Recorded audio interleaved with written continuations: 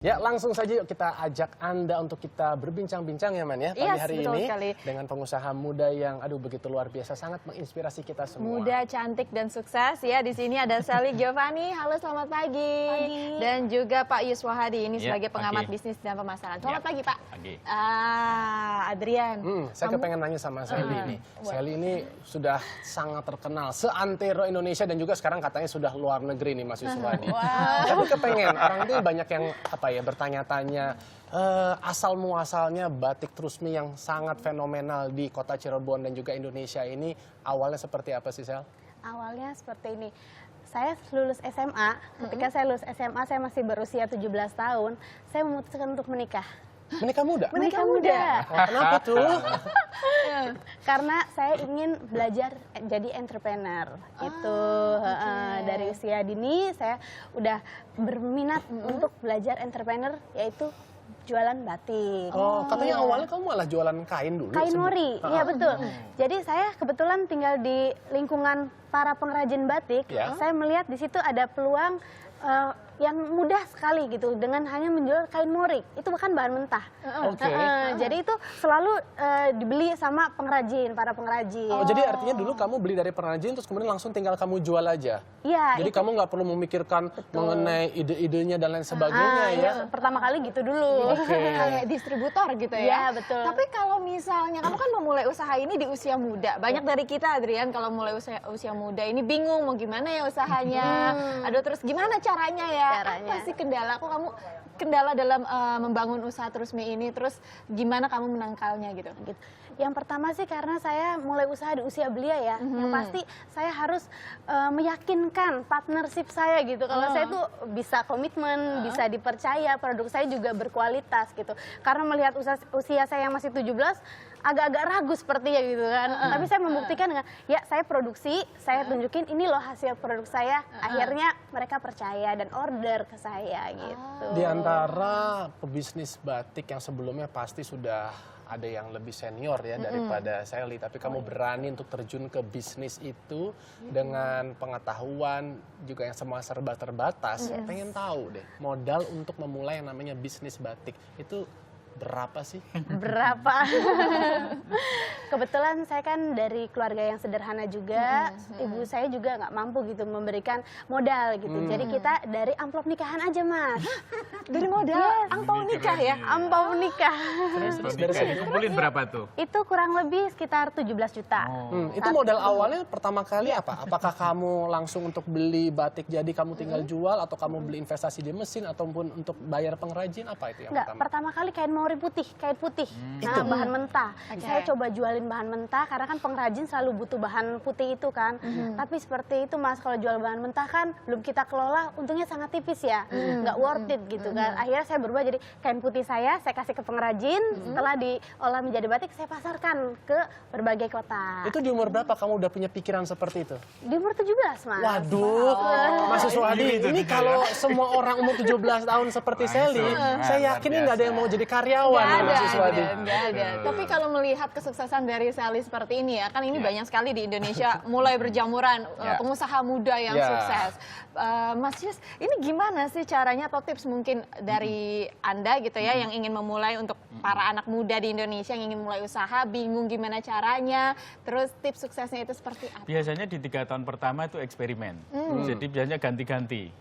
Nah, tapi bisnis itu nggak bisa eksperimen, jadi dia setelah 3 tahun mesti harus fokus di satu hal. Makanya beliau fokus di batik, tapi kemudian sekarang ke retail, ke properti segala macam ya. Tapi mesti harus ditemukan fokusnya. Biasanya di 3 tahun pertama begitu. Jadi ganti-ganti karena masih coba. Ya, tapi begitu sudah mapan, karena bisnis itu nggak bisa, nggak dalam, mesti harus dalam. Dan sekarang juga, nice. Dan sekarang Sally juga udah memanfaatkan online business. Betul. Nah, sekarang dengan fenomena online yang sudah semakin berkembang, kalau saran dari Mas Yuswadi ke Sally sebagai pemilik batik Trusmi ini? Ya, Sally ini kebetulan dari sisi offline-nya sudah kuat sekali. Dia punya yang namanya pusat grosir. Ya. Jadi kalau saya lihat strateginya beliau dari sisi marketing ya, saya lihat 3 kombinasi ya, yang membuat brandingnya kuat. Yang pertama adalah pemberdayaan masyarakat. Jadi dia ngumpulin para pembatik. Pengrajin batik. Yang kedua adalah konsep grosir sendiri. Jadi itu ada 1,5 hektar ya. Iya, itu one stop 1,5 shopping. hektar, one stop shopping. Jadi kalau ke sana itu pasti harus mampir kalau kita Cirebon. tuh. Mesti bawa tenda juga kali ya. Harus Kalau bawa capek tenda. tinggal bangun istirahat di situ. Gede banget. Terus apa lagi yang satu lagi Yang Mas? ketiga adalah destination branding. Ya, jadi dia itu termasuk jual Cirebon karena kalau ke Cirebon mesti harus ke Batik Trusmi gitu. Jadi mau nggak mau warga ke Cirebon itu harus beli ini gitu ya Mas ya. Sehingga orang yang ke Cirebon pasti akan cerita kemana-mana. Makanya saya bilang pusat grosir Trusmi itu kayak magnet bagi wisatawan. Jadi untuk datang ke Cirebon. Tapi Tujuan balik wisata. Tujuan wisata. Dia kombinasikan antara konsep belanja sama wisata sama pemberdayaan. 3 itu yang luar biasa. Oke, balik lagi ke Sally nih. Sally mau tahu sih berapa kira-kira omset yang kamu hasilkan Wah. sampai Wah, saat detik ini? tuh? Saat ini Rahasia Kamu nggak? mungkin mau aja, kamu pengen buka bisnis Ya, batik. belajar biar termotivasi gitu. Kalau masalah omset saya tidak bisa menargetkan berapa, karena kan di sini handmade ya, tradisional. Iya. Itu sangat berpengaruh dari SDM-nya sendiri dan dari faktor cuaca. Ya, karena kita bukan mesin yang tinggal kita pencet tombol minta Gitu ya. berapa hasil gitu kan, nggak begitu. Oh, gitu. terus nih nggak ada yang printing begitu? Printing ada, tapi nggak banyak. Kita utamakan di handmade-nya itu, cap sama tulis. Berarti lebih memang eksklusif dong. Kamu nggak takut tuh bersaing dengan yang banyak batik-batik murah, ada yang cuma puluhan ribu yang tuh. printan itu. Iya. Enggak, karena kan pasti beda dari ya? Unik ya. bahan, dari proses, dari hasil juga pasti beda. Ada harga, ada barang gitu ya Mas Suhadi ya. Asik. Kamu luar Mantap biasa. banget. Terakhir dong, kamu berikan tips nih bagi Ya. mungkin mereka-mereka yang ingin memulai bisnis khususnya di bidang batik. Di bidang batik Yes, ya. Pertama ya kita harus dalemin dulu, kita harus kenal batik itu seperti apa. Kita harus mencintai dulu budaya batik gitu kan, Ya. baru kita bisa jalanin bisnisnya. Kedua, jangan mikirin masalah modal, nggak punya modal sekarang udah nggak zaman deh gitu. Modal tuh bukan hanya uang gitu kan, kemauan gitu kan. Terus semangat juga itu termasuk modal gitu kan. Orang banyak loh yang mau membangun manusia-manusia yang punya semangat tapi nggak ada modal, itu Iya, banyak iya, gitu kan. Karena di sini saya lihat semakin banyak peluang. Iya, iya. Iya. Di dalam peluang itu kan ada uang gitu. Wow, cakep. Saya senang banget. Luar biasa, Mas luar Suhadi biasa. sedikit aja tambahan mungkin yang bisa disampaikan. Sampaikan. Kalau Atau dari diberikan marketing tips ya, jadi diferensiasi itu penting. Makanya saya bilang tadi 3 kombinasi itu, pemberdayaan itu indah sekali menurut saya. Pemberdayaan, kemudian konsep belanjanya sama konsep destinasi wisata itu dikombin sama dia.